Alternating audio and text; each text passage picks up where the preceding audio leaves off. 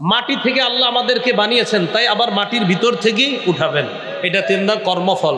এরপরে আমরা সেখান থেকে জানলাম মানুষের তৈরির ছোট্টখাট্টভাবে একটা উপাদান আমরা জেনে নিলাম। দ্বিতীয় জানলাম মুনাফিক কারা, নামাজে যারা অলসতা করে। আমরা যদি মাটি হয়ে যাই, আবার কি আমাদেরকে নতুন করে সৃষ্টি করা হবে? ধুর, এগুলা বিশ্বাস করি না, নাউজুবিল্লাহ। অথচ মানুষের সৃষ্টির মূল উপাদান হলো মাটি। মাটির সৃষ্টি মানুষ, এই মানুষ বলে আমরা যখন মাটি হয়ে যাব, আবার কিভাবে আমাদেরকে পুনরুত্থান করা হবে? অথচ আল্লাহ বানাইলেনই মাটি থেকে।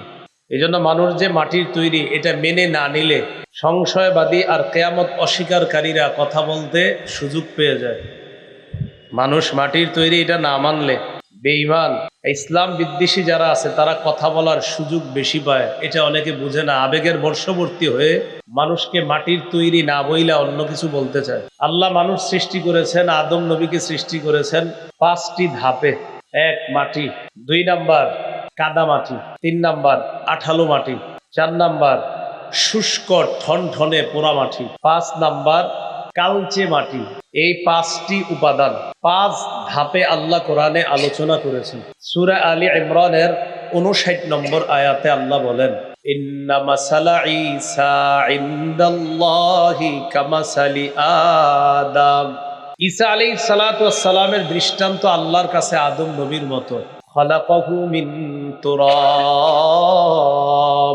আদম নবীকে আল্লাহ বানিয়েছেন মাটি দিয়ে। এ হলো প্রথম ধাপ। দ্বিতীয় ধাপ কাদা মাটি।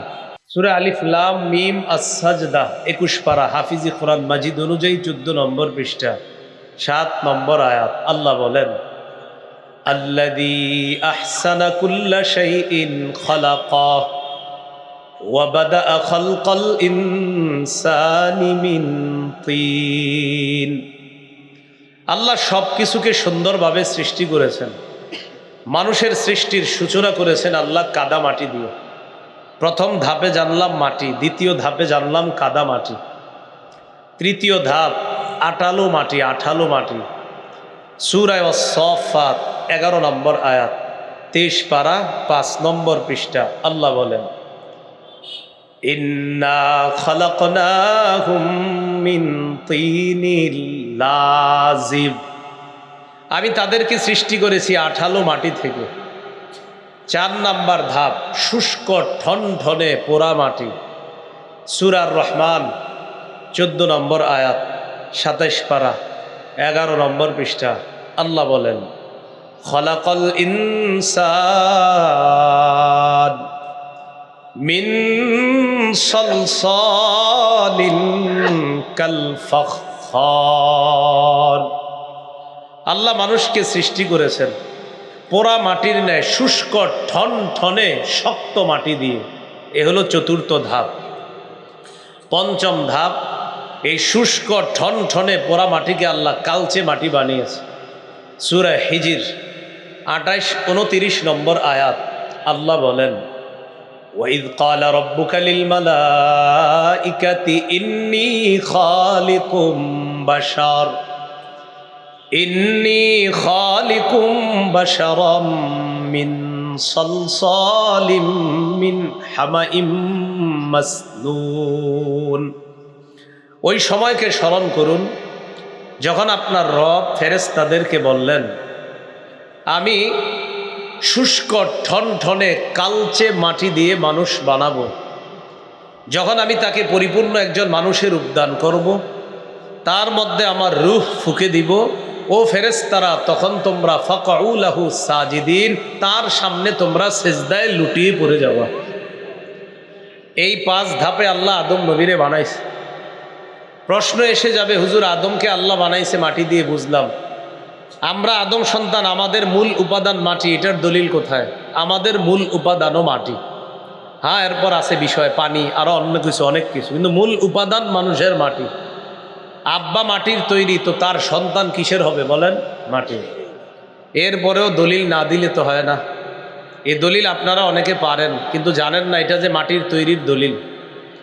সূরা তাহা 55 নম্বর আয়াত, 16 পারা, 14 নম্বর পৃষ্ঠা। আল্লাহ বলেন, মিনহা খালাকনাকুম ওয়া ফিহা নুঈদুকুম ومنها نخرجكم تارة أخرى। আমি মাটি থেকেই তোমাদেরকে সৃষ্টি করেছি। বলেন কি থেকে? বলেন আমি কি থেকে তোমাদেরকে সৃষ্টি করেছি? মাটি থেকে। ওয়াফিহা নুঈদুকুম, মাটির মধ্যে আবার তোমাদেরকে ফিরিয়ে নিয়ে যাব। মারা গেলে কোথায় যাব?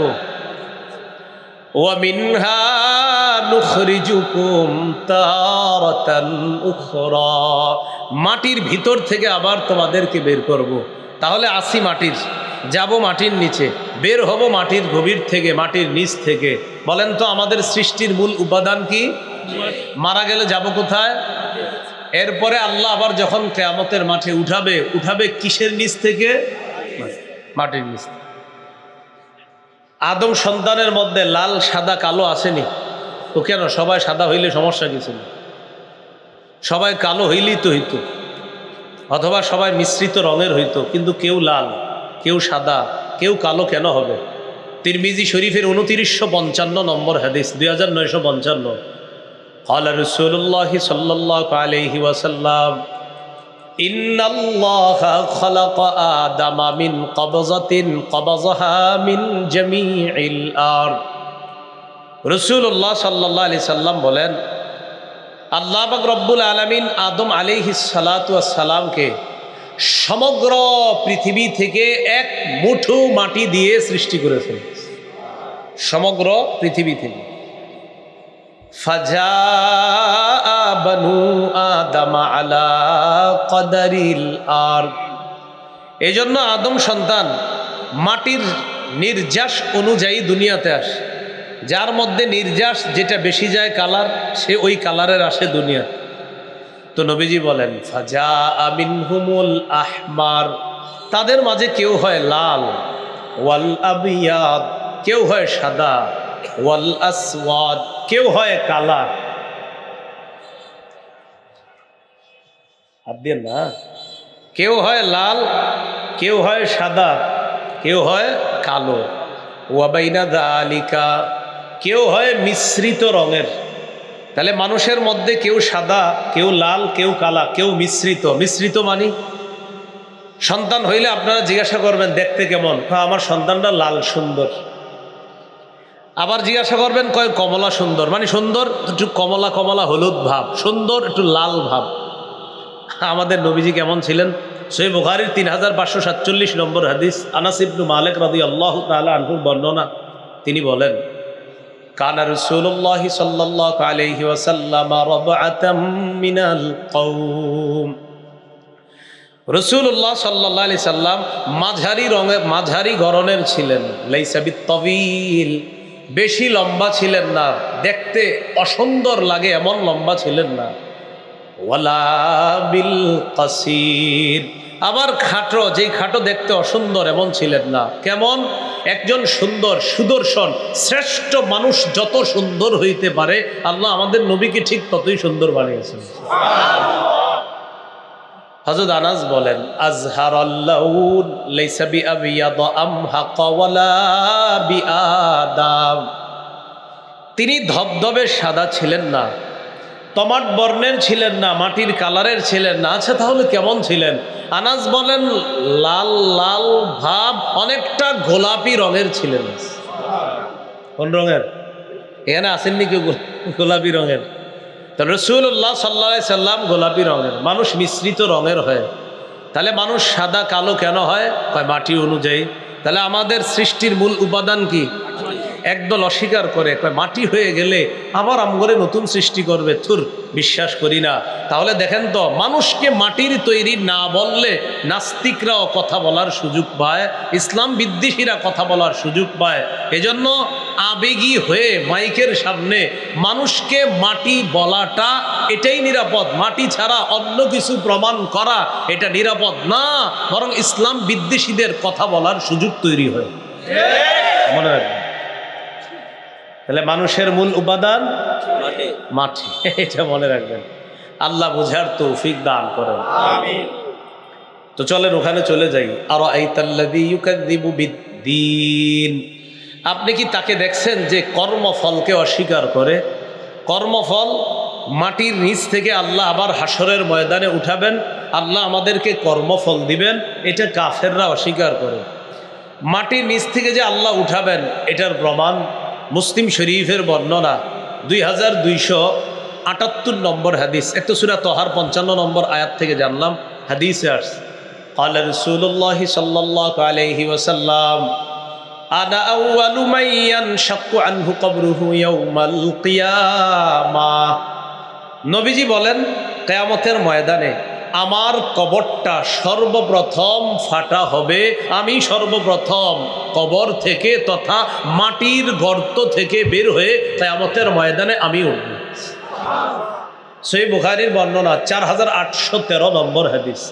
قال رسول الله صلى الله عليه وسلم إني أول من يرفع رأسه بعد النفخة الثانية অথবা বাদান নাফখাতিল আখিরা। রাসূলুল্লাহ সাল্লাল্লাহু আলাইহি সাল্লাম বলেন আমি হব সর্বপ্রথম ওই ব্যক্তি যে কিয়ামতের ময়দানে ইসরাফিল দ্বিতীয় ফু দেওয়ার পর মাটির ভিতর থেকে বের হয়ে আমি মুহাম্মদ সাল্লাল্লাহু আলাইহি সাল্লাম সর্বপ্রথম মাথাটা উপরের দিকে আমি উঠাবো। তাহলে নবীজি মাটির ভিতর থেকে বের হবেন।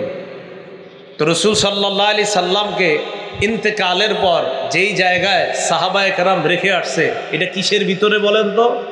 মাটির ভিতরে। আল্লাহ আমাদেরকে কথাগুলা বোঝার তৌফিক দান করেন। তো দিন মানে কর্মফল, কর্মফলকে অস্বীকার করে কারা? যারা কিয়ামতটা স্বীকারই করে না, তারা বলে থুর কিয়ামত হবে, এটাই তারা বিশ্বাস করে না। ইসরাফিল আলাইহিস সালাতু ওয়াস সালাম দুটি ফু দিবেন। প্রথম ফুয়ে সব শেষ, দ্বিতীয় ফু দেওয়ার পর সব মানুষগুলা কিয়ামতের ময়দানে উপস্থিত হবে। ইসরাফিল সিংহা নিয়ে প্রস্তুত হয়ে আছে। হাদিসের একটা কিতাব আছে আল মুস্তাদরাক লিল হাকিম, 8676 নম্বর হাদিসের বর্ণনা। قال رسول الله صلى الله عليه وسلم إن طرف صاحب السور منذ وكل به مستعد ينظر نحو العرش مخافة أن يؤمر قبل أن يرتد إليه طرفه। রাসূলুল্লাহ সাল্লাল্লাহু আলাইহি সাল্লাম বলেন ইসরাফিলকে যেদিন সিংহার দায়িত্ব দেওয়া হয়েছে সেদিন থেকে ইসরাফিল আরশের দিকে তাকিয়ে আছে। আসগা সামআ, কানটা খাড়া করে আছে। হানা জাবহাতা, মাথাটা ঝুঁকায়া আরশ পানে তাকিয়ে আছে। রাসূলুল্লাহ সাল্লাল্লাহু আলাইহি সাল্লাম বলেন যেদিন সিংহাটা দেওয়া হয়েছে সেদিন থেকে এই পর্যন্ত ইসরাফিল শুধু আরশের দিকে তাকিয়ে আছে, একটা মুহূর্ত অন্য দিকে তাকায় না। কেন? মাখাফাতা আইয়ুমার ক্বাবলা আইয়ারতাদ্দা ইলাইহি তরফু। ইসরাফিলের ভয় আমি যদি নজর অন্যদিকে নেই, ওই মুহূর্তে যদি আল্লাহ সিংহায় ফু দেওয়ার হুকুম করে, এই ভয়ে ইসরাফিলকে সিংহার দায়িত্ব দেওয়ার পর থেকে অদ্যবধি আজ পর্যন্ত আরশের দিক থেকে একটা মুহূর্তের জন্য ইসরাফিল তার নজর সরায় নাই, আল্লাহ হুকুম দেওয়ার আগে সরাবেও না। ঠিক এভাবে আছে। রাসূল বলেন তার চোখ কেমন জানো? কান্না আইনাই কাউকাবানে দুররিয়ান। ইসরাফিলের দুই চোখ যেন আকাশের দুটি উজ্জ্বল নক্ষত্র। ইসরাফিল আলাইহিস সালাতু ওয়াস সালাম দুটি ফু দিবেন, দুই ফুয়ের মাঝে ব্যবধান হবে 40। সহিহ বুখারীর বর্ণনা 4814 নম্বর হাদিস।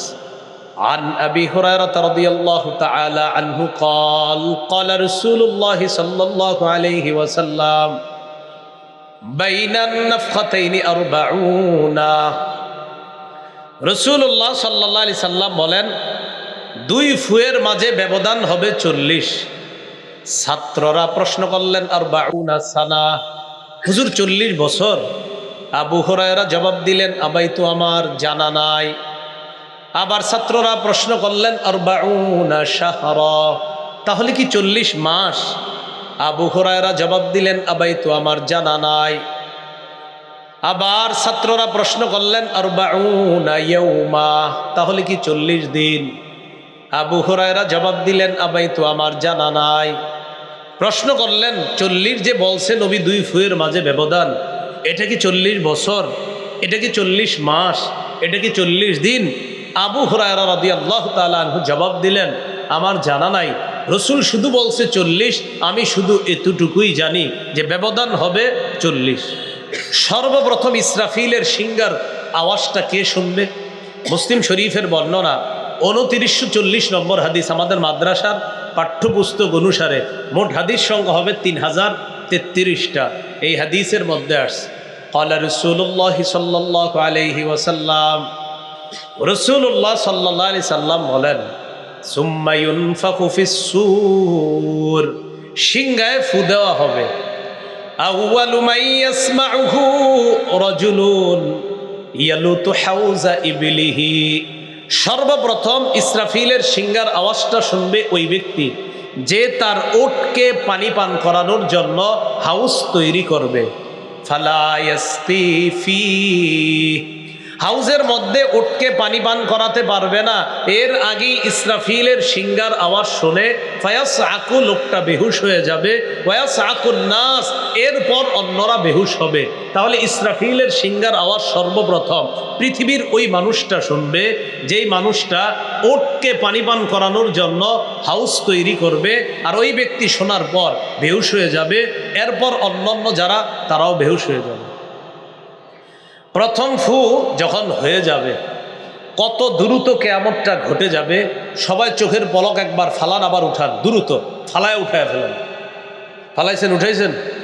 একজনে বন্ধ করে রাখছে, আর খুলেই না, একদম আপনি ফালান আর উঠান।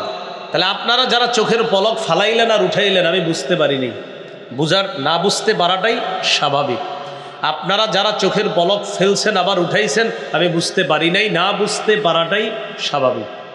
সূরা নাহালের ৭৭ নম্বর আয়াতে আল্লাহ বলেন, ওয়ামা আমরুস সাআতি ইল্লা কালামহিল বাসর, আল্লাহ বলেন কিয়ামতের বিষয়টা চোখের পলকের মতো ঘটে যাবে। আও হুয়া আকরাব, আল্লাহ বলেন না, এর চেয়ে সত্তর, এর চেয়েও আরো দ্রুত ঘটে যাবে, তোমরা বুঝতেও পারবা না, কিয়ামত এত দ্রুত সংগঠিত হয়ে যাবে। সহিহ বুখারীর বর্ণনা 6506 নম্বর হাদিস, কিতাবুর রিকাক, কোমল হ অধ্যায়, বাবু তুলুইশ শামসি মিন মাগরিবিহা, সূর্য পশ্চিম দিক থেকে উদয় হওয়া, এই শিরোনামে ইমাম বুখারী রাহমাতুল্লাহি আলাইহি একটা হাদিস আনছেন।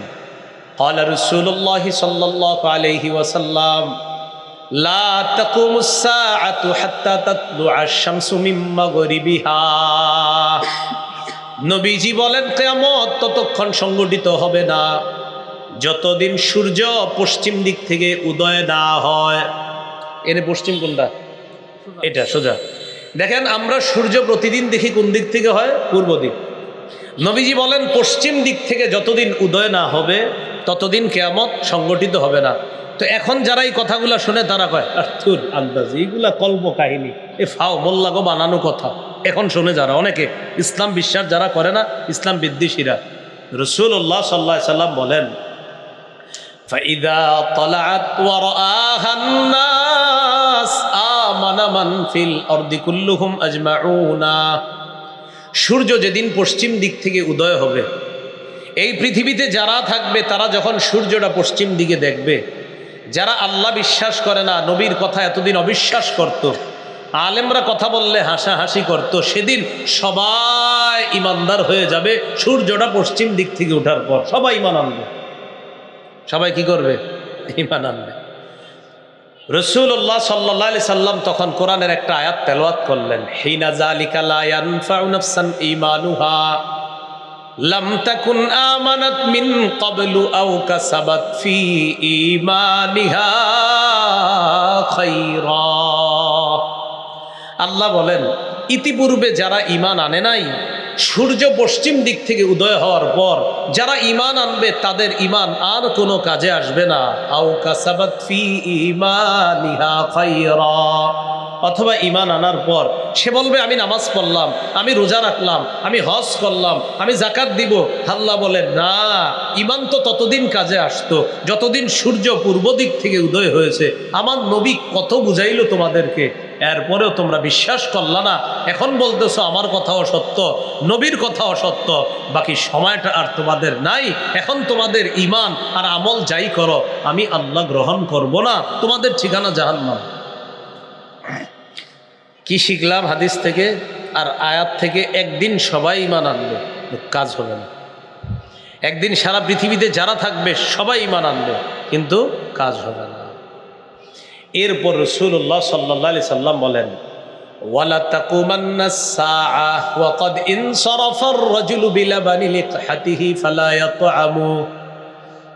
কিয়ামত এত দ্রুত সংগঠিত হবে, মানুষ তার উটনিকে দুধ পান করানোর জন্য পাত্রের মধ্যে দুধ নিবে, পাত্রে দুধ নিবে, উটনির দুধ দহন করবে, করার পর এটা নিবে পাত্রে, নেওয়ার পর ওই ব্যক্তি পান করতে চাইবে। নবী বলেন ফালা ইয়াসকি, এই দুধ পান করতে পারবে না, এর আগেই কিয়ামত হয়ে যাবে। এরপরে দেখেন, আমরা দুইজন দেখেন, এই কাগজ আমরা কাপড় বিছাইলাম, ভাই কাপড়টা কিনবেন? তিনি বলতেছে কিনবো। দোনোজনের মাঝে কাপড়ের লেনদেন হচ্ছে। রাসূলুল্লাহ সাল্লাল্লাহু আলাইহি সাল্লাম বলেন, কমান, আওয়াজ কমান, ওয়ালা তাকুমান্নাস সাআ ওয়া ক্বাদ নাশারার রাজুলানি সাওবাহুমা বাইনাহুমা ফালা ইয়াতাবায়ানিহি ওয়ালা ইয়াতবিয়ানিহি। দুইজন কাপড় এইভাবে বিছাবে লেনদেন করার জন্য।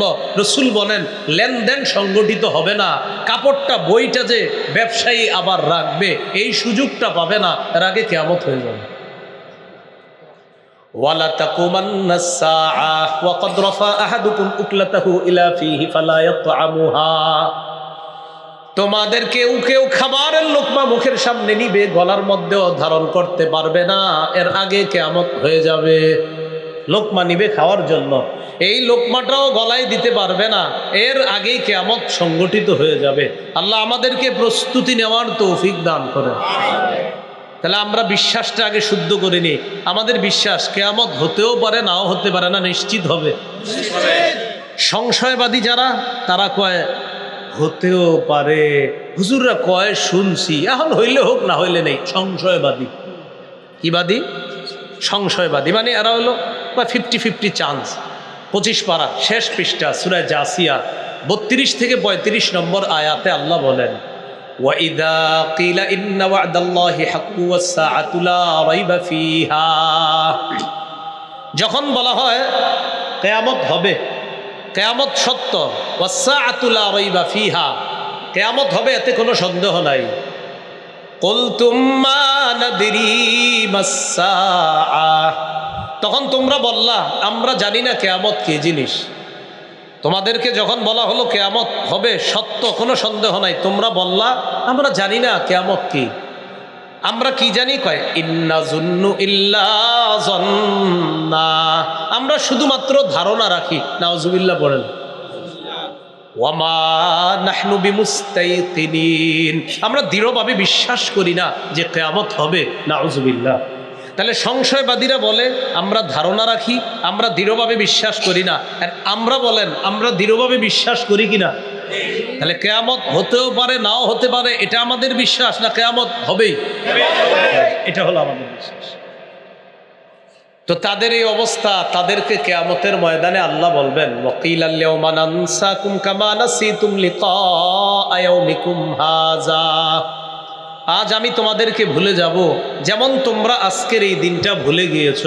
আল্লাহ আমাদের সকলকে অশুদ্ধ আকীদা এবং সংশয়বাদী আকীদা থেকে আমরা যেন মুক্ত থেকে নিশ্চিত যেই আকীদা নবী আমাদেরকে শিখিয়েছেন এই আকীদা নিয়ে কবরে যেতে পারি, আল্লাহ তৌফিক দান করেন। আমিন। তাহলে কর্মফল এটা আল্লাহ দিবেন কিয়ামতের ময়দান যখন কায়েম করবেন। তাহলে কর্মফল অস্বীকার করে কাফেররা, অস্বীকার করে বলে তারা কি করে? ফাযালিকাল্লাযী ইয়াদউল ইয়াতীম, তারা এতিমকে ধাক্কা দেয়। এতিমকে ধাক্কা দেওয়া গুনাহ। তাদেরকে যদি বলা হয় কিয়ামতের ময়দানে কিন্তু আল্লাহ তোমাদেরকে শাস্তি দিবে, আর এতিমকে যদি আদর করো তোমাকে আল্লাহ কিয়ামতের ময়দানে ভালো কর্মফল দিবে, তারা কয় কর্মফলই তো বিশ্বাস করি না, আবার এখানে পাওয়া না পাওয়ার কি আছে, এই ভেবে এতিমকে ধাক্কা দেয়। ফাযালিকাল্লাযী ইয়াদউল ইয়াতীমের মোট 4টা ব্যাখ্যা, সহজে মনে রাখবেন। 1 নাম্বার আল্লাযী ইয়াকহারুল ইয়াতীমা, এতিমকে ধমক দেয়। 2 নাম্বার ওয়ায়াজলিমুহু হাক্কা, এতিমের সম্পদ অন্যায়ভাবে আত্মসাৎ করে। 3 নাম্বার ওয়ালা ইউতইমুহু, এতিমকে খাওয়ায় না। 4 নাম্বার ওয়ালা ইউহসিনু ইলাইহি, এতিমের প্রতি সদাচরণ করে না। তাহলে ফাযালিকাল্লাযী ইয়াদউল ইয়াতীম, এটার 4 ব্যাখ্যা। 1 নাম্বার এতিমকে ধমক দেয়, 2 নাম্বার এতিমের মাল আত্মসাৎ করে, 3 নাম্বার এতিমকে খাওয়ায় না, 4 নাম্বার এতিমের প্রতি সদাচরণ করে না। রাসূলুল্লাহ সাল্লাল্লাহু আলাইহি সাল্লাম বলেন আনা ওয়া কাফিলুল ইয়াতীমি ফিল জান্নাতি হাকাযা ক্বালা বিস-সাব্বাবাতি ওয়াল ওয়ুসতা। নবী 2 আঙ্গুল এইভাবে মিলাইলেন, মিলায়া বললেন আমি এবং এতিমের অভিভাবক জান্নাতে ঠিক এইভাবে পাশাপাশি থাকব। ক্বালা রাসূলুল্লাহ সাল্লাল্লাহু আলাইহি ওয়াসাল্লাম ইযা আরাদতা আইয়ালিনা কলবুকা ফামসাহ রাসাল ইয়াতীম। রাসূলুল্লাহ সাল্লাল্লাহু আলাইহি সাল্লাম বলেন তুমি যদি চাও তোমার অন্তরটা নরম হোক, তাহলে এতিমের মাথায় তুমি এইভাবে হাত বুলাও, আল্লাহ তোমার অন্তর নরম করে দিবে। তাহলে অন্তর নরম করতে চাইলে এতিমকে ধমক দেওয়া যাবে না। এতিমকে ধমক দেওয়ার অভ্যাস ছিল কাফেরদের, তাদেরকে আল্লাহ নিন্দা করেছেন কোরআনের মধ্যে। আল্লাহ আমাদের সকলকে এতিমের প্রতি আমরা যেন স্নেহপরায়ণ হতে পারি, সদাচরণ করতে পারি, আল্লাহ তৌফিক দান করেন। তাদের 3 নাম্বার বদঅভ্যাস কি? ওয়ালা ইয়াহুদ্দু আলা তাআমিল মিসকিন, অসহায়কে খাওয়ানোর প্রতি কাফেররা উৎসাহিত করে না। মুসলমানদের মাঝে যেন এই স্বভাব নাশ, এক তো নিজে খাওয়ায় না, অন্য কেউ অসহায়কে খাওয়াবে এই ব্যাপারে উৎসাহিত করে না, এটা কাফেরদের স্বভাব। আল্লাহ আমাদের সকলকে এই বদঅভ্যাস বর্জন করার তৌফিক দান করেন। আপনি যদি কোনো মিসকিনকে খাওয়াইতে না পারেন, অন্য কেউ খাওয়ালে তাকে উৎসাহিত করবেন, হ্যাঁ তুমি খাওয়াও, আমি পারতেছি না, আমার জন্য দোয়া করবা, আমি যেন অসহায়কে খাওয়াইতে পারি, এই দোয়া করা। তাহলে ওয়ালা ইয়াহুদ্দু আলা তাআমিল মিসকিন, অসহায়কে খাওয়ানোর প্রতি উৎসাহিত করে না, এটা কাফেরদের স্বভাব। এরপর আল্লাহ মুনাফিকদের ব্যাপারে কিছু কথা বলতেছেন। ফাওয়াইলুল লিল মুসাল্লিন, সবাই আমার সাথে বলেন, বলেন অলস নামাজীদের জন্য দুর্ভোগ, ধমক। কাদের জন্য? আরো কয়েকবার বলেন, কাদের জন্য? বলেন তো সবাই, কাদের জন্য? অলস নামাজি আসেনি? আচ্ছা, আল্লাহ বলেন অলস নামাজিদের জন্য দুর্ভোগ। ওয়াইলুন জাহান্নামের একটা এলাকার নামও আছে। আল মুস্তাদরক লিল হাকিমের 3919 নম্বর হাদিসের বর্ণনা।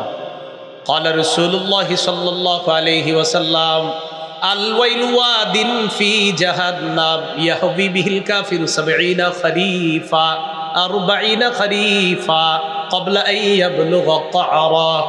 রাসূলুল্লাহ সাল্লাল্লাহু আলাইহি ওয়াসাল্লাম বলেন ওয়াইলুন জাহান্নামের একটা এলাকার নাম, এটার গভীরতা এত বেশি, এই এলাকার গভীরতা এত বেশি, রাসূলুল্লাহ সাল্লাল্লাহু আলাইহি সাল্লাম বলেন একজন কাফের 40 বছর নিচের দিকে যাইতে থাকবে, এই 40 বছর যাইতে যাইতে শুধু নিচে যাইতে থাকবে, তার গভীরতায় পৌঁছতে পারবে না, 40 বছর শুধু নিচে যাইতে থাকবে। এটা হলো ওয়াইল নামক জাহান্নামের এলাকা।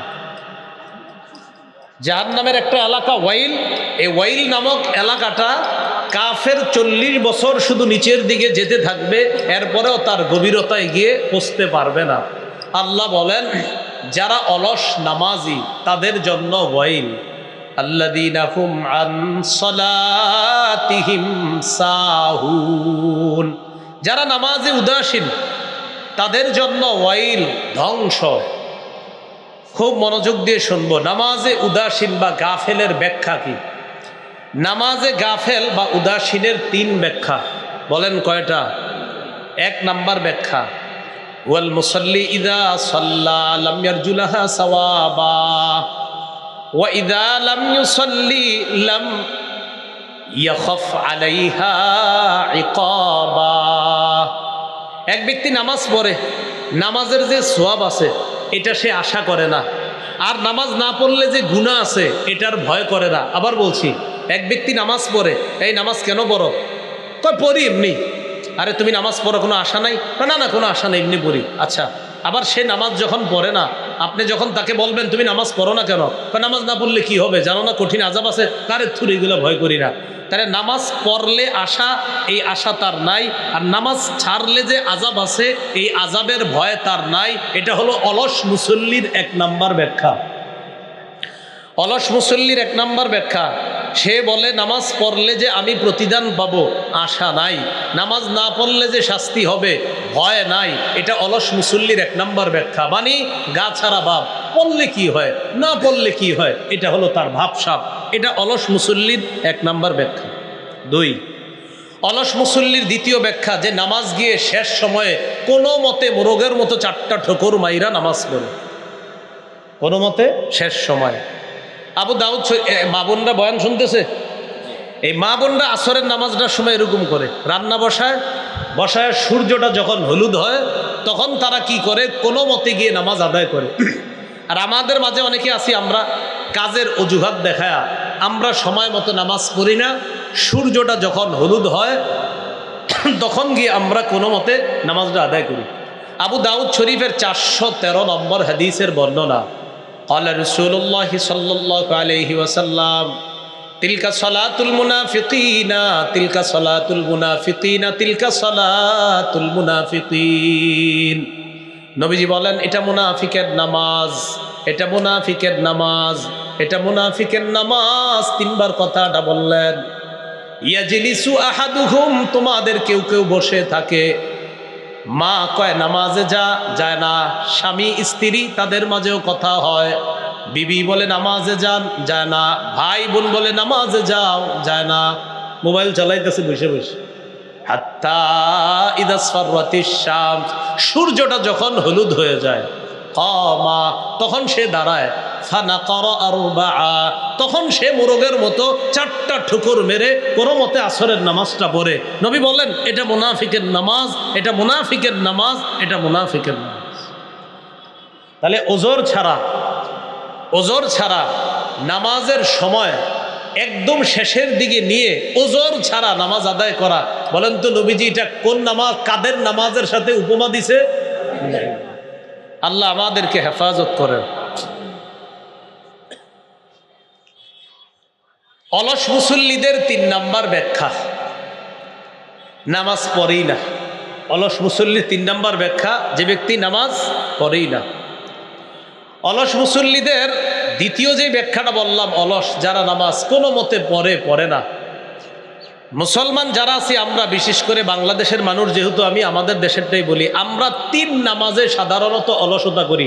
বলেন আমার সাথে, কয় নামাজ? খুব মনোযোগ দেন এই শেষের কয়েকটা কথা বলেন। ফজর, আসর, এশা, কয় নামাজে অলসতা করি? কোনটা? ফজর, আসর, এশা। ফজরের অলসতা তো সহজেই জানি সবাই, তাহাজ্জুদ পড়তে পড়তে ঘুমায়া যায়, তখন আর ফজরটা পড়ে না। 3টা-4টা পর্যন্ত অনেকে তাহাজ্জুদ পড়ে, এটা হলো আমার ভালো ধারণা, বাকিটা আল্লাহ জানে। তো এই কারণে ঘুমায়া যায় বেচারা, হয়তো এই জন্য তাহাজ্জুদ পড়ে না, নামাজ ফজর পড়ে না। 1, 2 আসরের নামাজ পড়ে না যারা, এরা কেন পড়ে না? এই আসরের নামাজের সময় একদল থাকে মাঠে ঘাটে, আরেক দল বাজার সদায় যায়, অলসতার কারণে মনে থাকে না। এশার নামাজ পড়ে না কেন? ইবলিস কয় লম্বা সময় আছে, আরেকটু বড়। এটা ইবলিস বুঝায় তারে, তুমি খেলাটা দেখো, 90 মিনিটের খেলা, এত সমস্যা নাই, পুরাটা শেষ কইরা সুন্দরভাবে নামাজটা পইরা ঘুমায়া যাবে। ঘটনাচক্র ওই দিন তার প্রিয় দল খেলায় হেরে গেছে, মেজাজটা এমন খারাপ, আশার নামাজ আর পড়ে না, ঘুমায়া গেছে। কারণ ওই যে মেজাজ খারাপের কারণে এশার নামাজটা আর তার পড়া হয়নি। ফজর, আসর আর এশা। রাসূলুল্লাহ সাল্লাল্লাহু আলাইহি সাল্লাম উম্মতের রোগ বুঝতে পারছে, এই জন্য নবী হাদিসে বারবার এই 3 নামাজের কথা বলছে, ফজর, আসর, এশা। কারণ নবীজি বুঝতে পারছে আমার উম্মত এই 3 নামাজে বেশি রোগাক্রান্ত হবে। মুসলিম শরীফের 1377 নম্বর হাদিস, আমাদের মাদ্রাসার পাঠ্যপুস্তক অনুসারে 656 নম্বর হাদিস। আর 1377 হইল, আপনারা মোবাইলে আবার অনেকে হাদিস মিলান সে অনুযায়ী, যদিও এটা বলতে আমি বাধ্য না, ওটা না মিললেও কিচ্ছু হবে না, এটা ওয়ার্ল্ডে মিলে না, এটা শুধু আপনি করে ফিরি বলি, কারণ চা স্টলের পাশে গিয়ে অনেকে মিলায়, দেখি কথাটা মিলছে কিনা। 1377 নম্বর হাদিস, এটা হলো আপনাদের মোবাইল অনুযায়ী, যেটা ওয়ার্ল্ডে ফলো করে না কেউ, এটা হুদায় আপনারা ফলো করেন। মাদ্রাসার পাঠ্যপুস্তক অনুসারে 656, এটা সারা ওয়ার্ল্ডে ফলো হয়। রাসূলুল্লাহ সাল্লাল্লাহু আলাইহি সাল্লাম বলেন, মান সাল্লাল ইশা ফি জামাআ ফাকান্নামা কামা নিসফাল লাইল। রাসূলুল্লাহ সাল্লাল্লাহু আলাইহি সাল্লাম বলেন, কেউ যদি এশার নামাজ জামাতে পড়ে পইরা ঘুমায়া গেছে, এশা জামাতে পইরা ঘুমায়া গেছেন, নবী বলেন অর্ধ রাত দাঁড়িয়ে দাঁড়িয়ে ইবাদতের সওয়াব আল্লাহ তাকে দান করবে। আপনি কিন্তু ইবাদত করেন নাই, আপনি এশা জামাতে পইরা ঘুমায়া গেছেন, কিন্তু ঘুমায়া থাকলেও অর্ধেক রাত ইবাদতের সওয়াব আল্লাহ দান করবে। ওয়ামান সাল্লাস সুবহা ফি জামাআ। ঠিক আছে ভাই, বন্ধ করে দেন, ক্যামেরা বন্ধ করে দেন। হ্যাঁ দেন। আপনাদেরকে সকালে বা কালকে ফোনে জানানো হয়েছে ভিডিও যেন এখানে না দাঁড়ায়। শুধু শুধু আপনারা এই যে আপনারা বলতেছি, এতক্ষণও তো একটা হাদিস শুনতে পারতেন, আপনাদের কারণে ওনারা একটা হাদিস থেকে বঞ্চিত হয়েছে। এটা তো আগেই বলা হয়েছে, এগুলা দাঁড় করায় না, কেন করাইলেন? এ হুজুর পছন্দ করে না।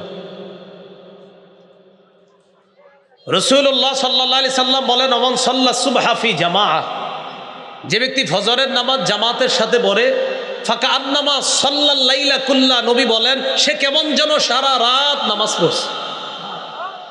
আপনি সারা রাত ঘুমায়া ফজরের নামাজ পড়ছেন, এশার নামাজ জামাতে পড়ে ঘুমাই গেছেন, উইঠা ফজরের নামাজ জামাতে পড়ছেন, সারা রাত কিন্তু ঘুমাইছেন। নবী বলেন আমার কোনো উম্মত যদি সারা রাত ঘুমায়া উইঠা ফজর জামাতে পড়ে, সে কেমন যেন সারা রাত নামাজ পড়ছে। তাহলে ফজর আর এশা মিস করব না ইনশাআল্লাহ।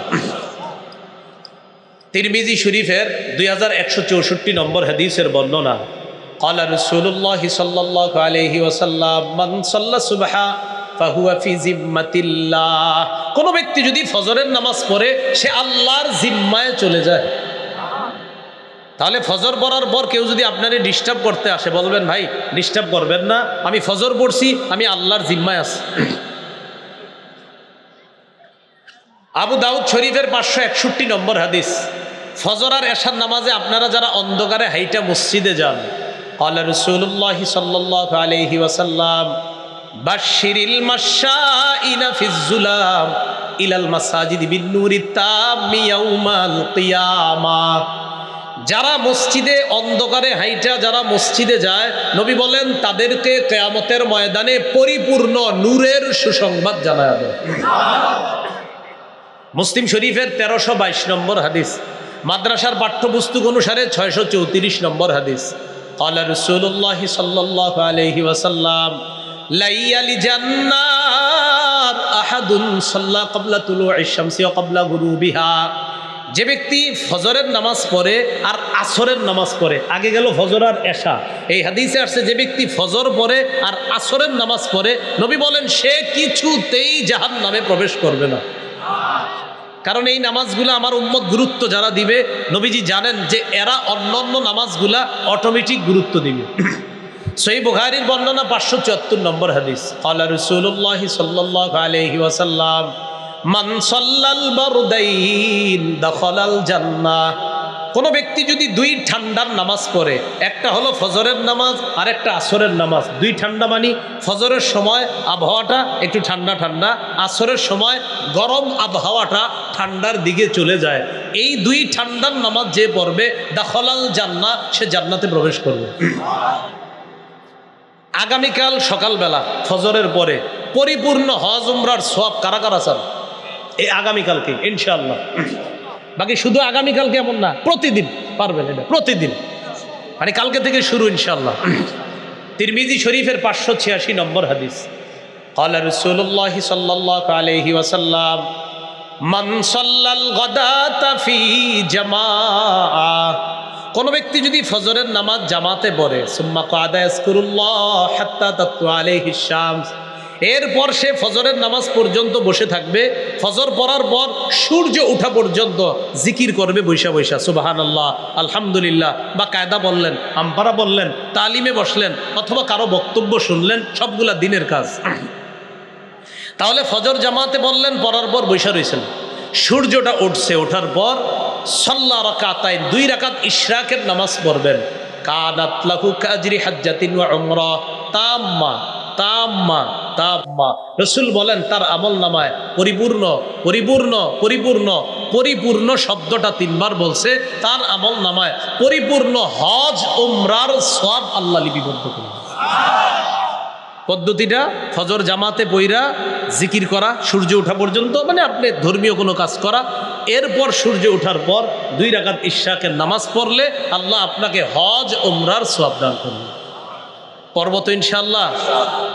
সহিহ বুখারীর 555 নম্বর হাদিস, আগামীকাল ফজরের নামাজের সময় আমার আপনার নামটা আল্লাহর দরবারে আলোচিত হবে ইনশাআল্লাহ। আজকে আসর পড়তে হবে, আজকে আসর পড়ার পর মাগরিব পড়বেন, এশা পড়বেন, কালকে ফজর পড়বেন। এইটা করার পর ঘটনা ঘটে যাবে। সেটা কি? সহিহ বুখারীর 555 নম্বর হাদিস, রাসূলুল্লাহ সাল্লাল্লাহু আলাইহি সাল্লাম বলেন, ইয়াতাআকাবুনা ফিকুম মালাইকাতুম বিল-লাইলি ওয়া মালাইকাতুম বিন-নাহার। তোমাদের কাছে প্রতিদিন পালাক্রমে 2 দল ফেরেশতা আসে, রাতের ফেরেশতা, দিনের ফেরেশতা। এরা আসার পর সুম্মায়া আরজুল্লাযীনা বাতু ফীকুম, আজকে আসরের সময় একদল আসবে, আজকে আসরের সময় একদল আসবে। আসার পর তারা সারা রাত থাইকা ফজরের সময় চলে যাবে। আল্লাহ আমাদের ব্যাপারে প্রশ্ন করবে, কাইফা তারাকতুম ইবাদি, আচ্ছা আমার বান্দাদেরকে তোমরা কি অবস্থায় রেখে আসছো একটু বলো তো। ফেরেশতারা জবাব দিবে, আতাইনাহুম ওয়া হুম ইউসাল্লুনা তারাকনাহুম ওয়া হুম ইউসাল্লুনা। আল্লাহ আপনার বান্দারা আশ্চর্য, আসরের সময় গেছি দেখি নামাজ পড়ে, আবার ফজরের সময় চলে আসলাম এখনো তাদেরকে নামাজে রেখেই আপনার কাছে আসছে। আসরের সময় আইসা দেখি এরা নামাজ পড়ে, ফজরের সময় যখন আল্লাহ আপনার কাছে আমরা চলে আসলাম দেখি আপনার বান্দারা নামাজ পড়তেছে। তাহলে আসর ফজর যারা পড়ি আমাদের নামটা আল্লাহর দরবারে আলোচিত হবে ইনশাআল্লাহ। পর্ব তো ইনশাআল্লাহ। আল্লাহরে দেখতে চাইনি সবাই। সহিহ বুখারীর 573 নম্বর হাদিস, রাসূলুল্লাহ সাল্লাল্লাহু আলাইহি সাল্লাম পূর্ণিমার রাতে চাঁদের দিকে তাকাইছে। তাকানোর পর রাসূলুল্লাহ সাল্লাল্লাহু আলাইহি সাল্লাম পূর্ণিমার চাঁদের দিকে তাকাইছে। তাকানোর পর নবীজি বললেন, আমা ইন্নাকুম সাতারাউনা রাব্বাকুম কামা তারাউনা হাযা। রাসূলুল্লাহ সাল্লাল্লাহু আলাইহি সাল্লাম বলেন, তোমরা এই চাঁদটা যেমন স্পষ্ট দেখতে পাও কিয়ামতের ময়দানে, অর্থাৎ পরের জগতে, আখিরাতের জগতে, লা তুযাম্মুনা ফি রুয়াতিহি আও তুবাহুনা, ভিড় করা ছাড়া। কি করা ছাড়া? এই হেলিকপ্টার থেকে আমরা নামার পরে ভিড় করছেন আপনারা দেখার জন্য, আরে দেখি দেখি। নবীজি বলে, না না, কিয়ামতের ময়দানে ভিড় করা লাগবে না। ভিড় করা ছাড়া স্বস্তির সাথে আরামে সরাসরি আল্লাহকে দেখবা, কোনো সমস্যা হবে না। এটা চান সবাই? নবী বলছে, যদি চাও, ফাইন ইসতাতাতুম আল্লাহ তুগলাবু আলা সালাতিন ক্বাবলা তুলুইশ শামসি ওয়া ক্বাবলা গুরুবিহা, যদি এমনটা চাও তাহলে 2 নামাজ যেন তোমাদেরকে পরাজিত করতে না পারে। কয় নামাজ আমাদেরকে পরাজিত যেন করতে না পারে? একটা হলো ফজর আর একটা আসর। তাহলে শুরুর দিকে জানলাম ফজর আর এশার কথা, শেষের দিকে জানলাম ফজর আর আসরের কথা। আপনি হাদিসের কিতাব খুললে দেখবেন এই ফজর, আসর, এশা এইগুলা নবী বেশি গুরুত্ব দিয়েছে। কেন? জোহর আর মাগরিবে মুসল্লি ভালোই হয়, ওই 3 ওয়াক্তে হয় না, এই জন্য নবী এইগুলার গুরুত্ব খুব বেশি দিয়েছেন। তাহলে আমরা ইনশাআল্লাহ। ও আরেকটা কথা, 2 নামাজ মুনাফিকদের কাছে সবচেয়ে ভারী।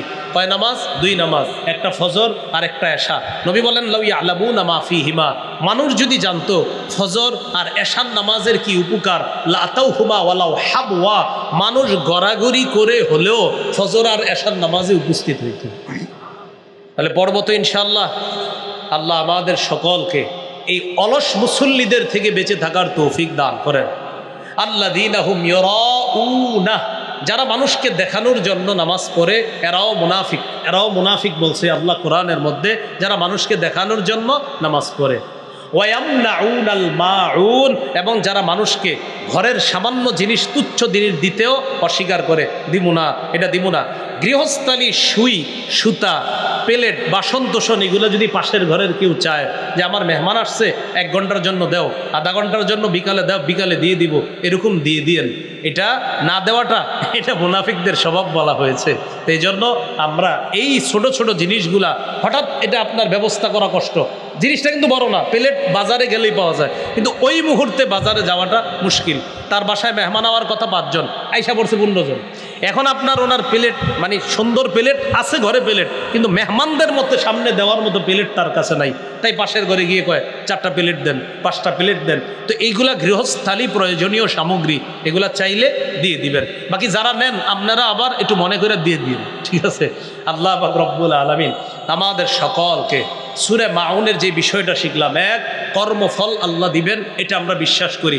দেখি আপনাদের পরীক্ষা নেই, কিয়ামত হতে পারে, হবে, এটা আমরা জানলাম। মাটি থেকে আল্লাহ আমাদেরকে বানিয়েছেন, তাই আবার মাটির ভিতর থেকেই উঠাবেন, এটা 3 নং কর্মফল। এরপরে আমরা সেখান থেকে জানলাম মানুষের তৈরির ছোট্টখাট্টভাবে একটা উপাদান আমরা জেনে নিলাম। দ্বিতীয় জানলাম মুনাফিক কারা, নামাজে যারা অলসতা করে।